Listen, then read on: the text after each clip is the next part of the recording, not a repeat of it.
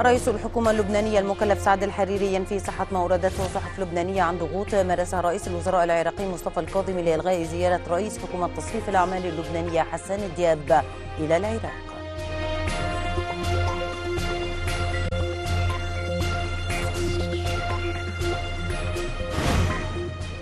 مصر تتهم اثيوبيا بالتعنت الذي افشل مفاوضات كينشاسا، واديس ابابا تعرض على القاهره والخرطوم تبادل المعلومات الخاصه بملء وافراغ سد النهضه لاحتواء غضب البلدين. رئيس الوزراء العراقي يقول إن العراقيين ساعدوا العالم بأكمله في التخلص من الإرهاب، ووزير الخارجية بحث مع أمين عام الجامعة العربية الذي يزور العراق الأوضاع في سوريا وسبل تفعيل الحوار بين دول الجوار السوري.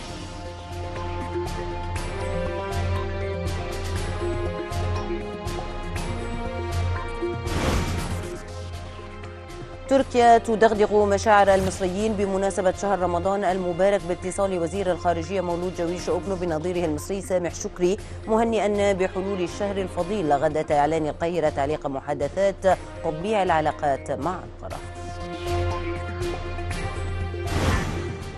السعودية تنفذ حكم الإعدام بحق 3 جنود اتهمتهم بالخيانة العظمى والتعاون مع جهات اسمتها بالعدو بما يخل بكيان المملكة ومصالحها العسكرية.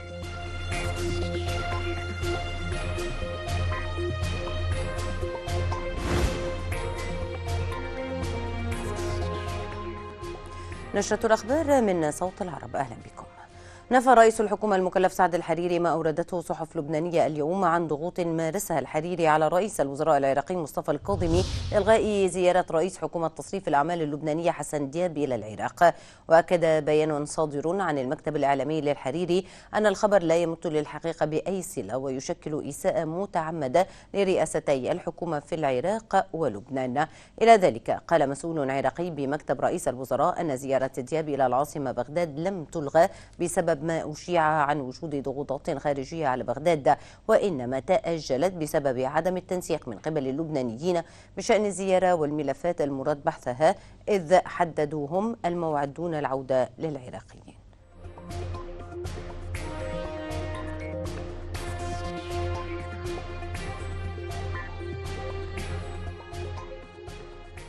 ترأس رئيس حكومة تصريف الأعمال اللبنانية حسان دياب اجتماعا حول ملف ترسيم الحدود البحرية، وشدد الاجتماع على ضرورة البت في هذا الملف بالسرعة القصوى بالتنسيق مع قيادة الجيش تمهيدا لاستكمال الملف وإحالته إلى الرئيس اللبناني ميشيل عون لإصدار الموافقة الاستثنائية المطلوبة. بعد سجال عقيم دام أشهر بعيدا عن الأعلام، انعقد اجتماع رئاسي في السراي الحكومي برئاسة رئيس حكومة تصريف الأعمال ووزراء الخارجية الدفاع الأشغال ورئيس الوفد المفاوض لترسيم الحدود الجنوبية العميد الركن بسام ياسين والعقيد مازن بصبوص، كمحاولة لحلحلة موضوع تحصين الوفد المفاوض مع العدو الإسرائيلي من خلال توقيع تعديل مرسوم 6433 والذي يحدد حدود المناطق البحرية الاقتصادية الخالصة للبنان انطلاقا من الخط 29 الذي وضعه الجانب اللبناني، والذي يرمي إلى إضافة مساحة 1430 كيلومتر مربع إلى مساحة 860 كيلومتر مربع، ما يرفضه الجانب الإسرائيلي ويريد حصر النقاش به. الاجتماع اتسم بالإيجابي، حيث أعلن رئيس الوفد أن كل يوم تأخير هو مساعدة إيجابية للعدو الإسرائيلي، لذلك يجب على رئاستي الجمهورية والحكومة الإسراع في إمضاء تعديل المرسوم. وفي هذا الإطار تبلغت الأمم المتحدة منذ العام 2011، أي مع إنشاء المرسوم الأساسي، أنه يمكن تعديله من قبل الجانب اللبناني ما إذا استوجب ذلك معطيات جديدة. إلى ذلك أبدى رئيس حكومة تصريف الأعمال كامل الاستعداد للإمضاء بعد توقيعه من قبل الوزراء المعنيين وإرساله إلى رئاسة الجمهورية لإصدار الموافقة الاستثنائية المطلوبة، مع إبداء رئيس الجمهورية كامل الجهوزية. جوال مارون لصوت العرب، بيروت. أعلن الرئيس المصري عبد الفتاح السيسي عن تعاون مصري تونسي على كافة المستويات لتجفيف مصادر تمويل الإرهاب ومواجهة الفكر المتطرف. وأشار الرئيس المصري خلال مؤتمر صحفي مع نظيره التونسي قيس سعيد في القاهرة إلى أنه ناقش مع الجانب التونسي مواجهة التدخلات في شؤون دول المنطقة، وأنهما اتفقا على ضرورة إخراج المرتزقة من ليبيا وتفعيل الدور العربي. من جهته شدد الرئيس التونسي على أن بلاده لن تقبل بالمساس بالأمن المائي المصري، وأن موقف مصر في أي محفل دولي حول المياه هو موقف تونس. تم التأكيد كذلك على أهمية تعزيز التعاون في مجال مكافحة الإرهاب بكافة أشكاله ومظاهره، ومطالبة المجتمع الدولي بتبني مقاربة شاملة للتصدي لتلك الظاهرة بمختلف أبعادها الأمنية والاقتصادية والاجتماعية والتنموية والفكرية والأيديولوجية، وكذلك من خلال مواجهة كافة التنظيمات الإرهابية دون استثناء، وتقويض قدرتها على استقطاب أو تجنيد عناصر جديدة، وتجفيف منابع تمويلها، بالإضافة إلى أهمية مواجهة الفكر المتطرف الذي يشكل تهديداً على المنطقة وشعوبها. كما استعرضنا القضايا المطروحة على الساحة العربية، مؤكدين على أهمية دعم العمل العربي المشترك والحفاظ على الأمن القومي العربي وحماية وحدة أراضي وسلامة واستقلالية الدول العربية. الأمن القومي لمصر هو أمننا، وموقف مصر في أي محفل دولي سيكون موقفنا. أقول هذا عن قناعة تامة، لأننا قرأنا التاريخ جيدا ونستشرف المستقبل جيدا، ولن نقبل أبدا بأن يتم المساس الأمن المائي لمصر. سيادة الرئيس تحدث منذ قليل عن حلول عادلة. نعم، عن حلول عادلة، ولكن ليس على حساب مصر وعلى حساب أمتنا.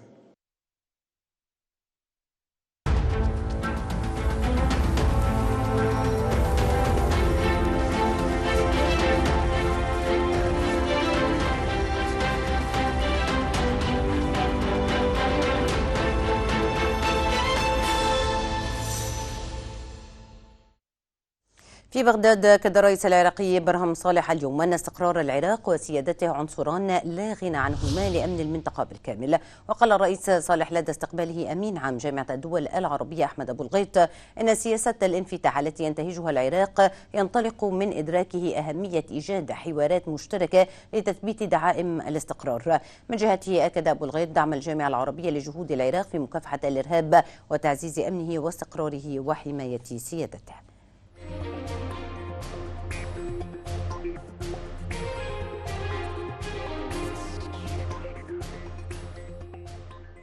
في غضون ذلك بحث وزير الخارجية العراقي فؤاد حسين مع أمين عام جامعة الدول العربية أحمد أبو الغيط اليوم في العاصمة العراقية بغداد أهم الملفات على الساحة الإقليمية والأوضاع في سوريا وسبل تفعيل آليات الحوار بين دول الجوار السوري. وأشار وزير الخارجية العراقي إلى أن الوضع غير المستقر في سوريا يؤثر على الأوضاع في العراق والمنطقة. من جهته أكد أبو الغيط أن الجامعة العربية تحت أمرة العراق بما يؤمن مصالح شعبه، مضيفا أنه خلال 3 أشهر ستتم إضافة القيادة العراقية لإطلاعها على حجم التطورات الحاصلة في مقر الجامعة. وكان أبو الغيط قد بدأ اليوم زيارة إلى العراق يلتقي خلالها الرئيس برهم صالح ورئيسي الوزراء مصطفى الكاظمي ومجلس النواب محمد الحلبوسي. بحثنا مواضيع تهم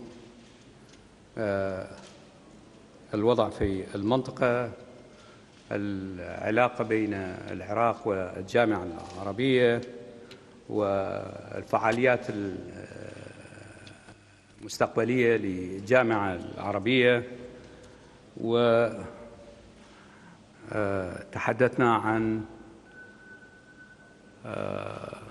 سياسة العراق الخارجية في الوقت الحاضر ونتائج الزيارات التي قامت بها العديد من الوفود العراقية إلى دول الجوار، وخاصة زيارة السيد رئيس الوزراء والممثل وفد المرافق له إلى العديد من الدول الخليجية.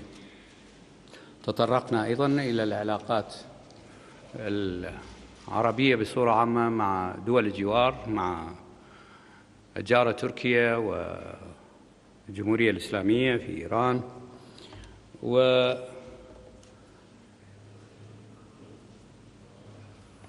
وناقشنا أيضا بعض القضايا المتعلقة بعمل الجامعة وكيفية التعاون معا في هذا المجال.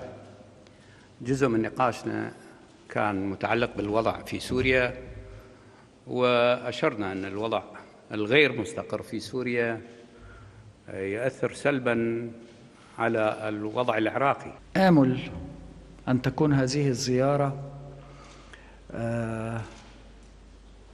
تدعم العلاقات والنظرة ما بين الجامعة العربية والعضو العراقي بالغ النشاط وبالغ التأييد وبالغ الدعم للجامعة العربية. وفي فترة تمر بها الجامعة العربية بصعوبات، سواء لأوضاع دولها أو لصعوبات خاصة بتمويل عملياتها. نعد السيد وزير الخارجية بأن نكون تحت إمرة العراق دائما في أي مطلب تروه أو في أي احتياج تطلبونه من الجامعة العربية. نأمل للعراق كل الخير. أعلن رئيس الحكومة العراقية مصطفى الكاظمي اليوم أن قوات بلاده قاتلت ثاني أكبر شخص في تنظيم داعش الإرهابي. وقال الكاظمي خلال كلمة له في المؤتمر الدولي العلمي الأول لجهاز مكافحة الإرهاب إن الجهاز كان بمستوى الطموح والمسؤولية وساهم بشكل كبير في معارك التحرير ضد تنظيم داعش الإرهابي. وأضاف أن الإرهاب أصبح تحديا عالميا يهم الجميع، وقد ساهم العراق بشكل كبير في مواجهة هذا التحدي، مشيرا إلى أن العراقيين ساعدوا العالم بأكمله في التخلص من شبح الإرهاب الذي كان ينتشر بسرعة. جهاز مكافحة الإرهاب اليوم جهاز بمستوى الطموح وبمستوى المسؤولية التي قام بها في الحرب على داعش. الإرهاب أصبح اليوم تحدي عالمي. لقد ساهم العراق بدور كبير جدا في مواجهة هذا التحدي. هذا الإرهاب الذي حاول أن ينال من سمعة العراق وتاريخ العراق، كان العراق وللإنسانية دور مهم في هزيمتهم. العراقيون ساعدوا العالم بأكمله في التخلص من شبح الإرهاب الذي انتشر بسرعة في العالم. وقف مع العراق أصدقاء كثيرون لنصرته في هذه الحرب الكونية التي تحقق على الإرهاب في كافة المجالات، وكان نصرا عراقيا بامتياز.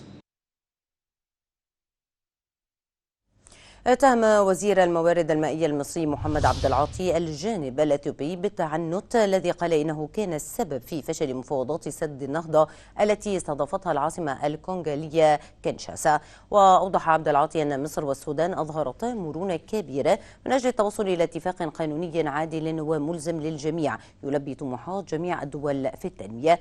وأشار عبد العاطي إلى أن الدولة المصرية ممثلة في وزارة الري تبذل جهودا كبرى للتعامل مع جميع الأزمات من خلال تنفيذ العديد من المشروعات القومية الكبرى والتي تهدف لزيادة الجهوزية للتعامل مع التحديات المائية ومواجهة أي طارئ تتعرض له المنظومة المائية.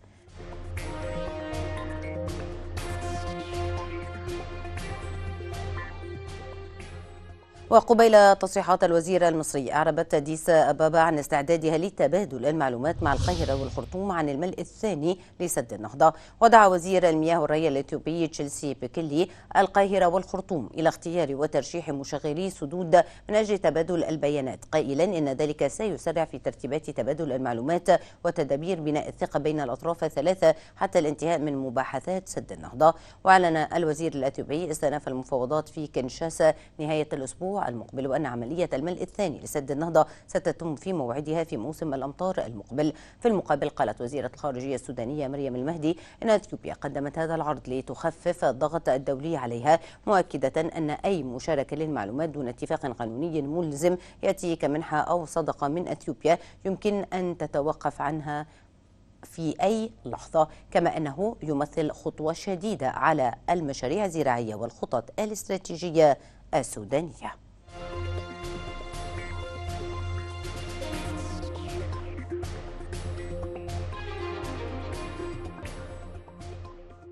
هنا وزير الخارجية التركي مولود جويش أوغلو في اتصال هاتفي اليوم نظيره المصري سامح شكري بمناسبة قرب حلول شهر رمضان المبارك. ويأتي هذا الاتصال غدة بائن عن تعليق القاهرة محادثات تطبيع العلاقات مع أنقرة.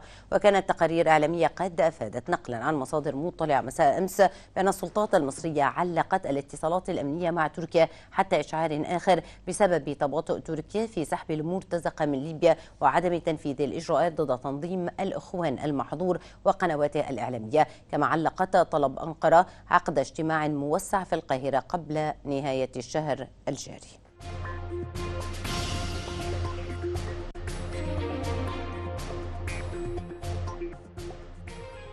جددت سوريا مطالبتها برفع الإجراءات الاقتصادية الغربية القسرية أحادية الجانب المفروض عليها، والتي تستهدف الشعب السوري في احتياجاته الأساسية وتؤثر على قدرة مختلف القطاعات الرئيسة في أداء مهامها بفعالية. وقال مندوب سوريا في الأمم المتحدة بسام صباغ في بيان قدمه لرئاسة مجلس الأمن أنه رغم تحرير سوريا مساحات واسعة من أراضيها من الإرهاب، إلا أن الخطر لا يزال يطال أرواح مواطنيها بشكل يومي جراء وجود بقايا التنظيمات الإرهابية في بعض المناطق.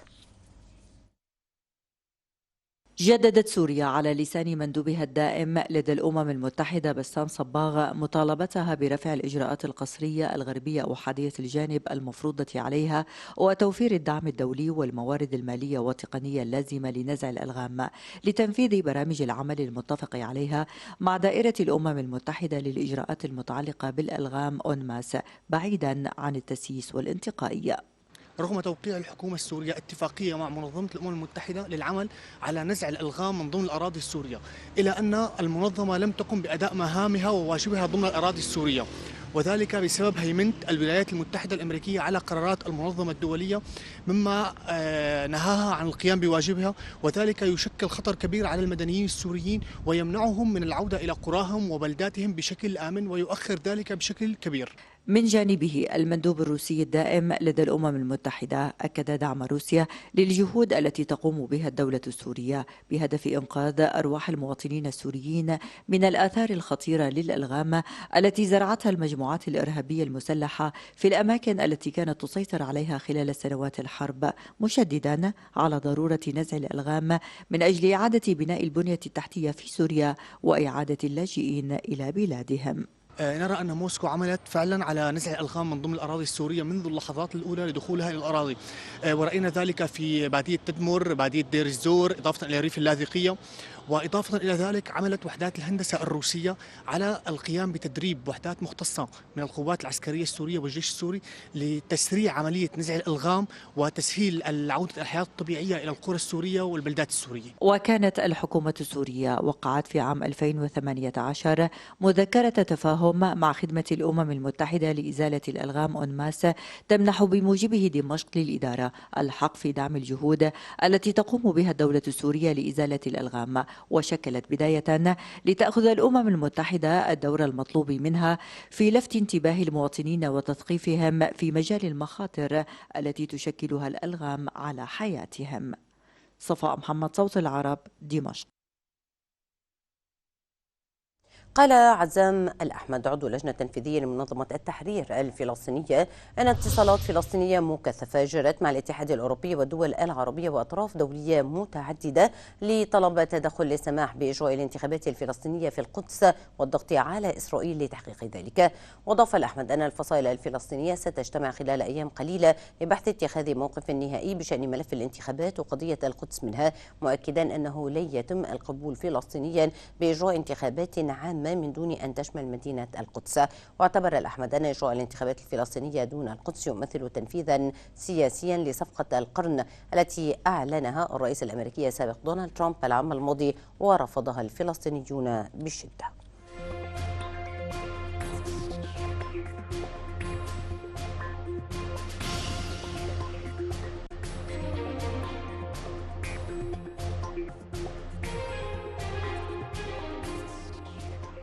هاجم رئيس البرلمان العربي عادل العصومي الدول والمنظمات الدولية التي تستهدف الدول العربية، مشيرا إلى وجود حملة ممنهجة ضد المنطقة تستغل دعاوى حماية حقوق الإنسان.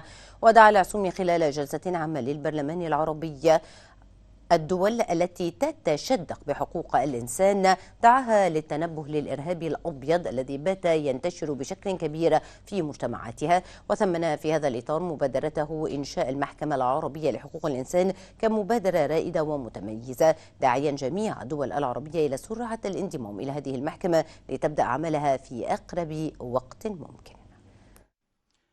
لقد انتهى العصر الذي تفرض فيها الدول وصايتها على دول أخرى أو تنصب نفسها حكما عليها مهما كانت المبررات، وعلى جميع الدول والمنظمات المعنية بحقوق الإنسان احترام سيادة الدول العربية وعدم التدخل في شؤونها الداخلية، والالتزام بالمبادئ العالمية المعترف بها من قبل الأمم المتحدة في التعامل مع قضايا حقوق الإنسان، وهو ما يفرض عليها أن تتواصل مباشرة مع الجهات المعنية في الدول العربية لاستجلاء الحقائق من مصادرها الموثوقة بدلاً من الاعتماد على مصادر مشبوهة ومعروفة بعدائها للدول العربية واستهدافها الدائم لأمنها واستقرارها.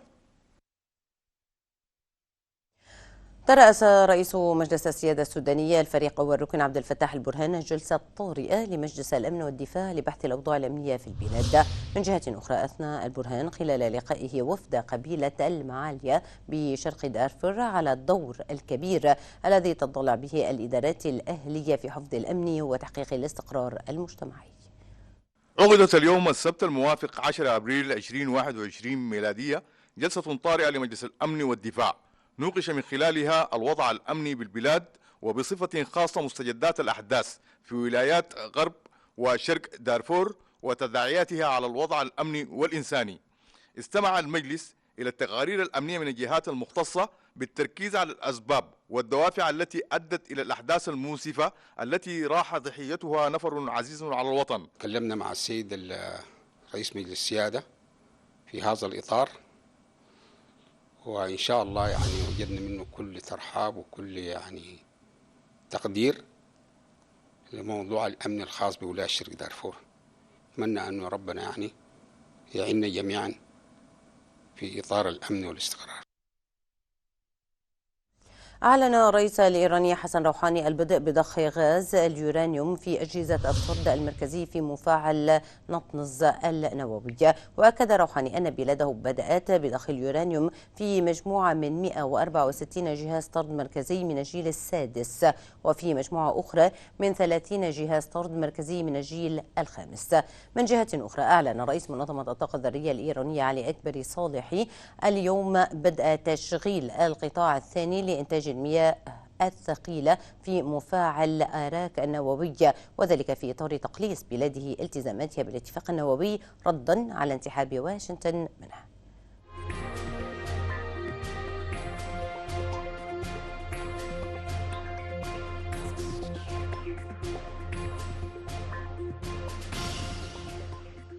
على صعيد متصل، أكدت إيران أن عملية المفاوضات حول الاتفاق النووي مع مجموعة دول 4+1 في العاصمة النمساوية فيينا تسير على الطريق الصحيح. وأشار المتحدث باسم الخارجية الإيرانية سعيد خطيب زادة إلى أن مجموعة 4+1 اتخذت خطوات إيجابية في مفاوضات فيينا أظهرت أن التقدم ممكن، وأن الحفاظ على التوجه الإيجابي الذي أوجدته مجموعة 4+1 في مفاوضات فيينا ممكن أيضا إذا كانت واشنطن مستعدة للوفاء بالتزامات ولاياتها بموجب الاتفاق النووي. وأكد أنه يتعين على إدارة الرئيس الأمريكي جو بايدن اتخاذ قرار سياسي بشأن ما إذا كان ينوي تعريض الاتفاق النووي للخطر بسبب سياسة العقوبات الفاشلة التي انتهجها الرئيس السابق دونالد ترامب ضد إيران، أو ما إذا كان ينوي إبعاد نفسه عن تلك السياسات الفاشلة.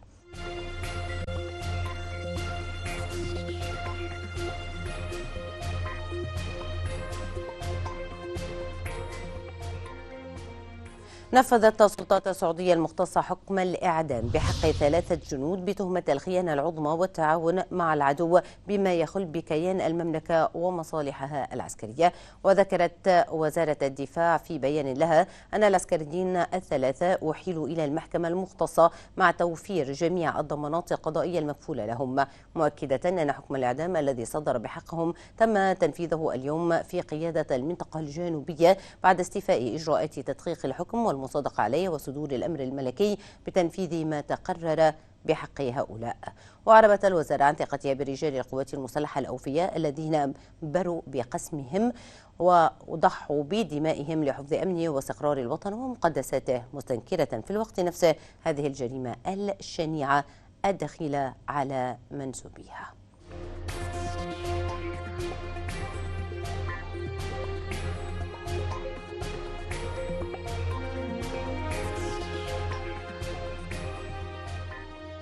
ونتحول الآن مشاهدينا إلى عمر والنشرة الاقتصادية. أهلا بكم بالنشرة الاقتصادية، نبدأها بالعناوين. مصر والسودان يبحثان إقامة خط سكك حديدية جديد بطول 900 كيلومتر يربط بين البلدين لتحسين نقل الركاب والبضائع.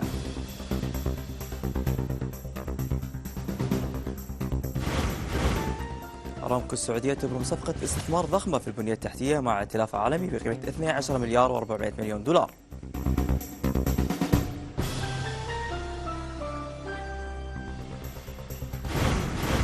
عملة بيتكوين تقفز بنحو 4.15% خلال تعاملات اليوم وتخطى 60,000 دولار.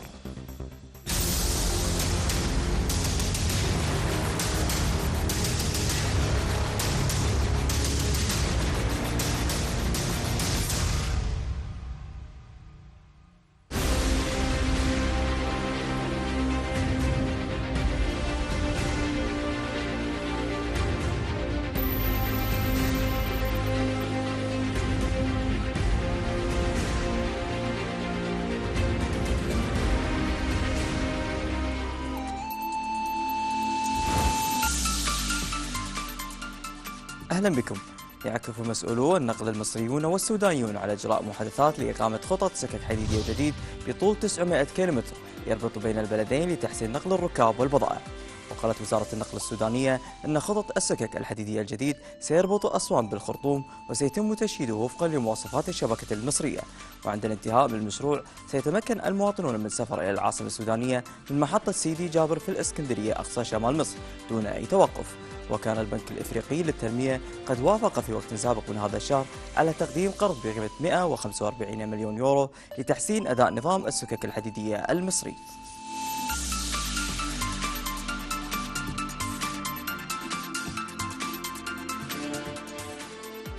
قال وزير المالية المصري محمد معيط أن الأداء الاقتصادي الوطني يتحسن، خاصة بعدما تم تحقق فائض أولي في الموازنة بقيمة 25 مليار جنيه رغم أزمة كورونا، ما يعكس النتائج الإيجابية لبرنامج الإصلاح الذي منح الاقتصاد قدرا كبيرا من الصلابة في مواجهة التحديات. وأشار معيط إلى أن الحكومة تستهدف تحقيق معدل نمو بنسبة 5.14% خلال العام المالي الجديد.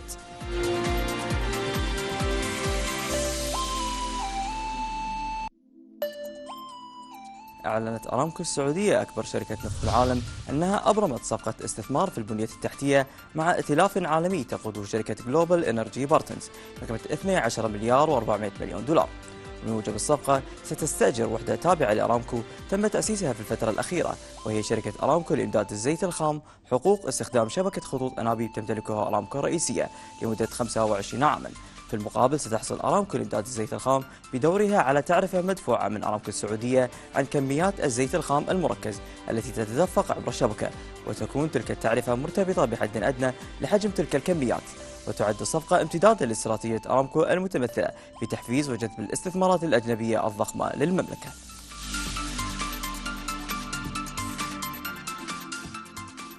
سلمت الوزارة المالية اللبنانية شركة ألفاريز أند مارسل القائمة المحدثة للمعلومات المطلوبة من قبل الشركة للتدقيق الجنائي في حسابات المركزي.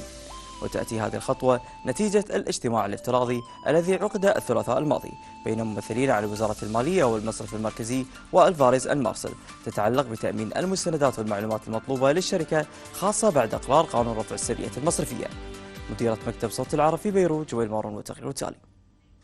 أقر المجلس المركزي في مصرف لبنان لائحة بمستندات طلبتها شركة ألفاريز أند مارسل للسير قدما في مسألة التدقيق الجنائي الذي أصر عليه رئيس الجمهورية ميشيل عون في خطاب عالي السقف بوجه بعض القوى والمصرف المركزي، مهددا بعدم السماح لهم بالتلاعب بمصير الناس ومعرفة من هو المسؤول عن نهب المال العام والفساد المستشري.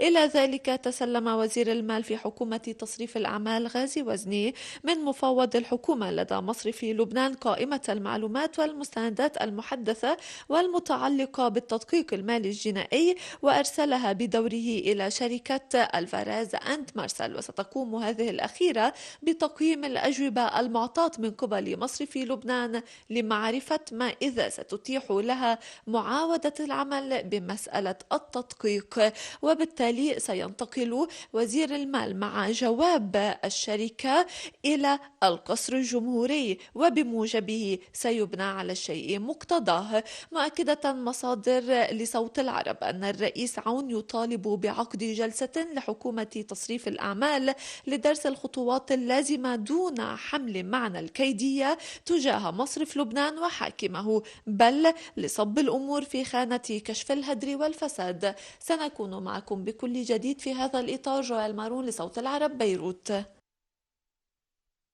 كشفت شركات ألمانية عن مشروع ضخم لإعادة إعمار مرفأ بيروت وسط رغبة أوروبية في المساعدة ومخاوف من الفشل بسبب تعقيدات تشكيل حكومة جديدة. مديرة مكتب صوت العرب في بيروت جويل مارون والتقرير التالي. شركات خاصة ألمانية اجتمعت في زيارة إلى لبنان لتقديم اقتراح مشروع لإعادة إعمار مرفأ بيروت وربطه بمحيطه، وفي المخطط إضافة إلى المرفق البحري تحويل المرفأ إلى مشروع ثقافي يضم معارض ومتاحف وفسحة سكنية وتجارية وفسحة للحدائق العامة. أما ومنطقة التخزين حسب الخطة وبحسب الحل الأنسب هو أن تكون في الأراضي الموجودة عبر نهر بيروت، حيث أنها أرض تتمتع بمساحات كبيرة متناسقة الشكل ومربعة، حيث أعلن المجتمعون أن هذه الخطة ستكلف الكثير من الأموال. لذلك يجب أن تتوفر الحوكمة النظيفة والاتفاق السياسي. بالإضافة إلى إعادة أعمار مرفأ بيروت، ستؤمن هذه الشركات الألمانية الخاصة من خلال مشروعها حوالي 50,000 وظيفة. فهل ستنجح؟ جويل مارون لصوت العرب، بيروت. ذكرت وكالة موديز أن تمديد البنك المركزي الجزائري الإجراءات الخاصة بالحد من الآثار السلبية لفيروس كورونا سيدعم الاقتصاد الوطني والبنوك الجزائرية. وقالت الوكالة أن هذه الإجراءات التي شملت إعادة جدولة مدفوعات أقساط القروض للعملاء المتأثرين سلبا من تبعات الجائحة وتمديد الائتمان ستساعد على الحد من تدهور جودة الأصول في البنوك الجزائرية من خلال دعم الاقتصاد الأوسع وإبقاء السيطرة على تحديات السيولة لدى بعض المقترضين حتى لا تتحول لمخاطر تؤثر على الملاءات المالية. وأشارت موديز إلى البنوك الجزائرية تستند على رأسمالة سلمية ما قد يساعدها على امتصاص بعض الخسائر، فقد بلغت نسبة المخصصات إلى رأس المال 14% مقارنة بالحد التنظيمي الأدنى البالغ 7%.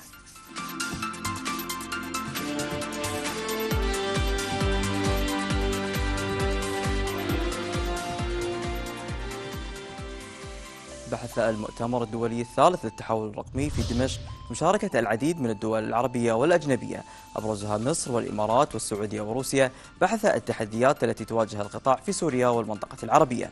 وناقش المشاركون خلال جلسات المؤتمر محاور عدة تتعلق بالتحول الرقمي في سوريا واستراتيجيته ودور تقنياته في التنمية المستدامة، كما بحث المشاركون تقنية البلوكتشين والتجارة الإلكترونية وأثرها على الاقتصاد والتشاركية بين القطاع العام والخاص، إضافة لمحاور السياسة النقدية والمصرفية في ظل التحول الرقمي ومدى توافر أبعاد ثقافة هذا المجال في قطاع الاتصالات السوري.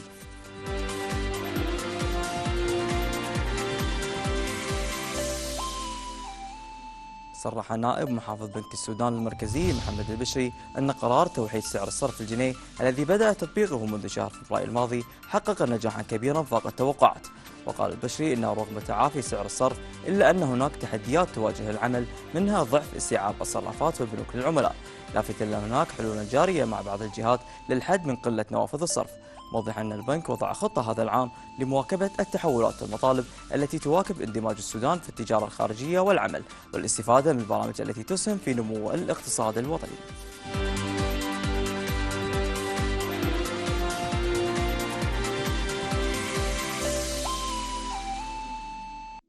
قفزت العملة المشفرة بيتكوين خلال تعاملات اليوم بنحو 4.15% لتصل إلى 61,000 دولار، مدعومة بهبوط مؤشر الدولار بعدما فقد الدعم بسبب هبوط العائد على سندات الخزانة الأمريكية لأجل 10 سنوات. وتشير نتائج طلبات الإعانة الأمريكية التي ارتفعت إلى مستويات قياسية الأسبوع الماضي إلى أن الفيدرالي سيستمر في برامج شراء السندات وخفض معدلات الفائدة قرب الصفر، وهو ما يدعم إقبال المستثمرين على ضخ رؤوس الأموال في العوائد المرتفعة مثل العملات الافتراضية.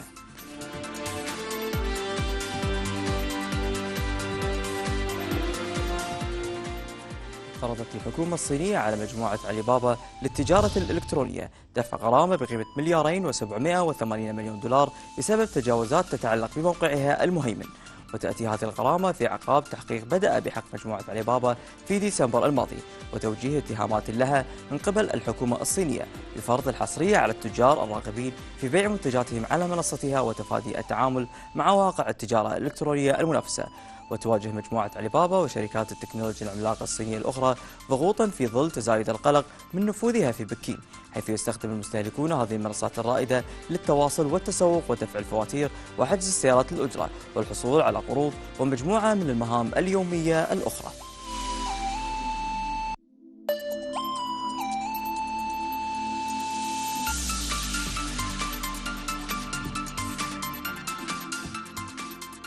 والآن مع بين أسعار العملات والمعادن الثمينة والنفط.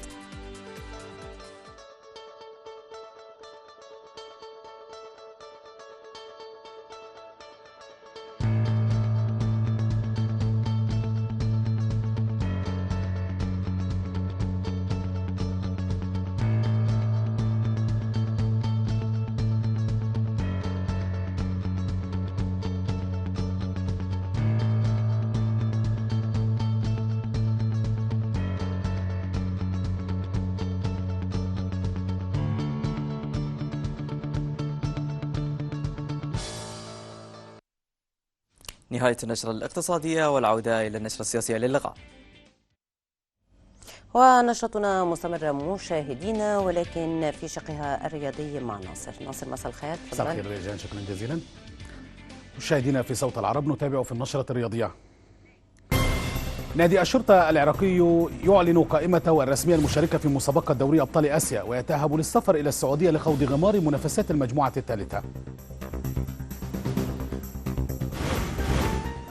تقرير رياضي متخصص يؤكد تعطل تقنية تحكم الفيديو المساعد في المسابقات المصرية ويحمل الجبلية مع الشركة الإسبانية مسؤولية شكاوى الأندية.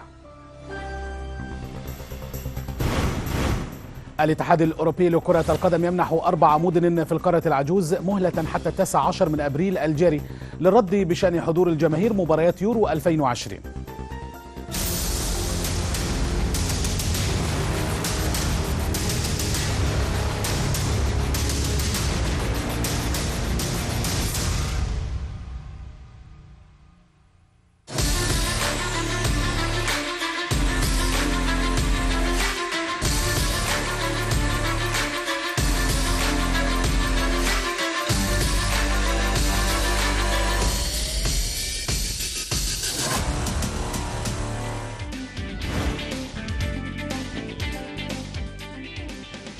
أهلا بكم.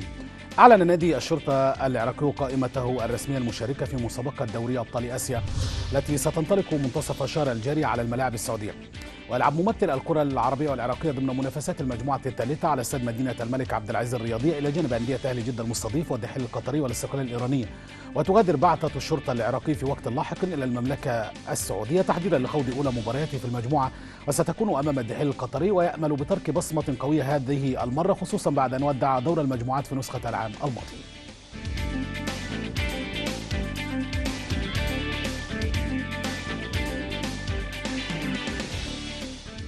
اعترف مدرب المنتخب الجزائري لكرة القدم جمال بالماضي بأن المعسكر الأخير للخضر شهد أجواء فوضوية قبل مواجهتي زامبيا وبوتسوانا في تصفيات كأس الأمم الإفريقية لكرة القدم التي يحمل لقبها.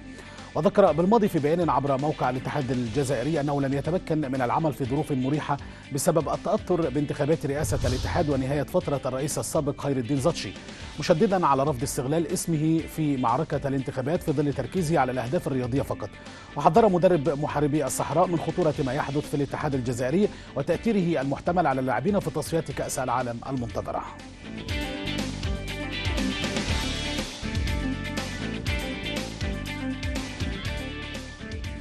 نالت منتخبات السودان وموريتانيا وجزر القمر إشادة خاصة من الوسط الرياضي الإفريقي بعد أن كتب هذا الثلاثي سطرا جديدا في تاريخ المنتخبات العربية ضمن نهائيات الأمم الإفريقية بالنظر إلى الغيابات المتفرقة. يأتي هذا في الوقت الذي يشرف فيه المنتخب القمري بالظهور بين عمالقة القارة للمرة الأولى في تاريخه ليطرق باب العرس الإفريقي على الملاعب الكاميرونية إلى جانب 4 منتخبات عربية أخرى هي مصر والجزائر وتونس والمغرب.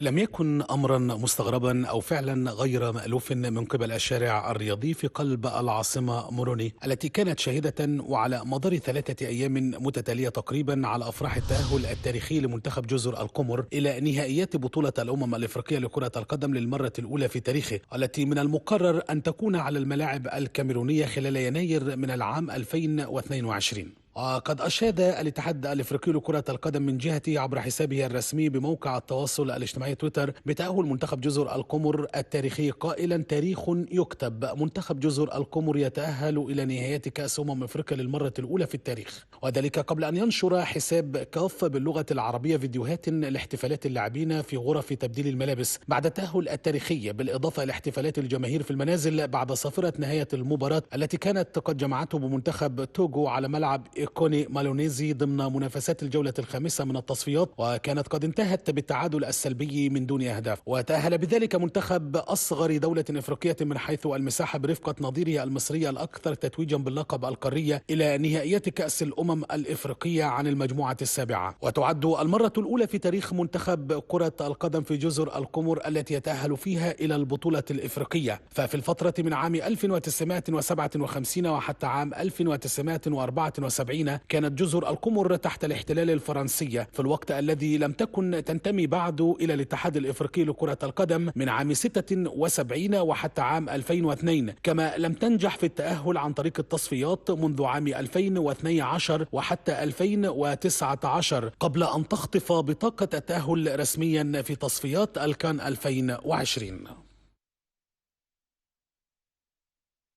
ذكر تقرير إخباري متخصص أن تقنية الفيديو معطلة على فترات متفرقة في بطولة الدوري المصرية، موضحا أن خاصية الفار لا تعمل في العديد من مباريات الدوري خصوصا خلال الآونة الأخيرة.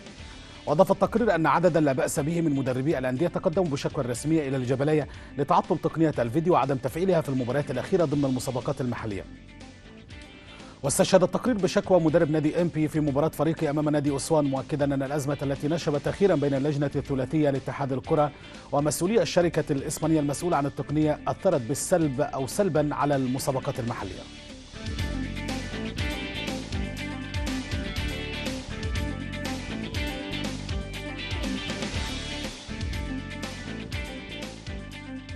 صرح عضو اللجنة التنفيذية السابق في نادي الزمالك المصري إبراهيم عبد الله بأن ناديه أحد أهم القلاع الرياضية في الداخل ولديه موارد مالية تغنيه عن اللجوء إلى تبرعات رجال الأعمال.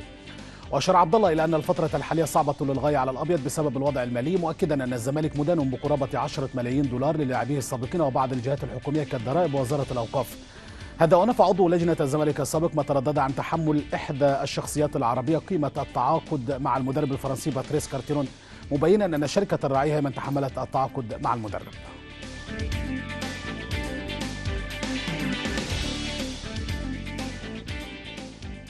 منح الاتحاد الأوروبي لكرة القدم 4 مدن مستضيفة لبطولة أوروبا 2020 المؤجلة مهلة 10 أيام للكشف عن مزيد من التفاصيل بشأن خططها للسماح للجماهير بحضور المباريات بعد أن أخفقت في الالتزام بتنفيذ الأمر في الموعد المحدد.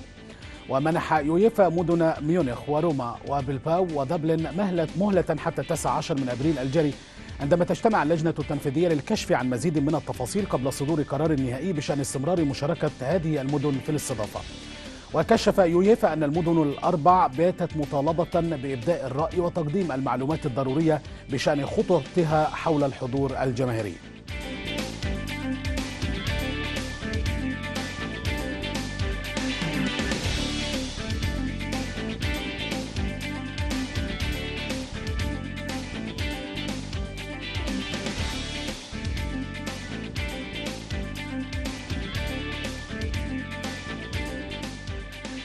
مشاهدينا، ختام نشرة الأخبار الرياضية. شكرا لحضراتكم على المتابعة. إليك جيهان. شكرا لك ناصر. والآن مشاهدينا إلى عرض سريع لدرجات الحرارة في بعض المدن والعواصم العربية.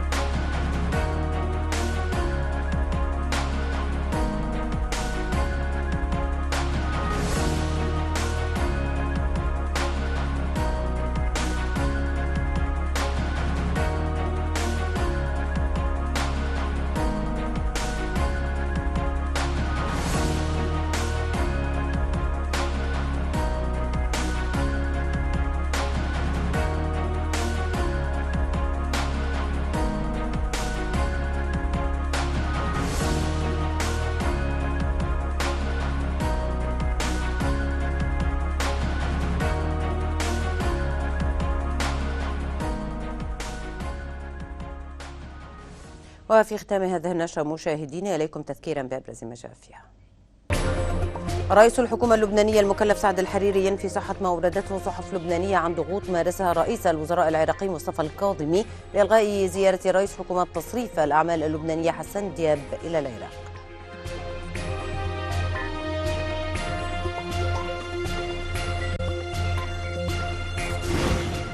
مصر تتهم إثيوبيا بالتعنت الذي أفشل مفاوضات كنشاسا، وأديس أبابا تعرض على القاهرة والخرطوم تبادل المعلومات الخاصة بملء وإفراغ سد النهضة لاحتواء غضب البلدين. رئيس الوزراء العراقي يقول إن العراقيين ساعدوا العالم بأكمله في التخلص من الإرهاب. ووزير الخارجية بحث مع أمين عام الجامعة العربية الذي يزور العراق الأوضاع في سوريا وسبل تفعيل الحوار بين دول الجوار السوري.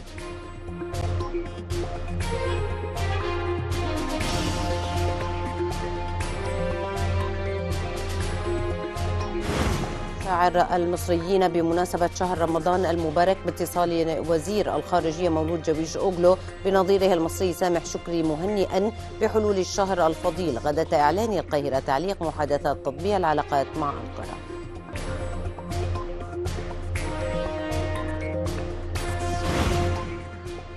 السعودية تنفذ حكم الإعدام بحق 3 جنود اتهمتهم بالخيانة العظمى والتعاون مع جهات أسمتها بالعدو بما يخل بكيان المملكة ومصالحها العسكرية. مشاهدينا دائما للمزيد تابعونا على صوت العرب TV.com. شكرا لكم وإلى اللقاء.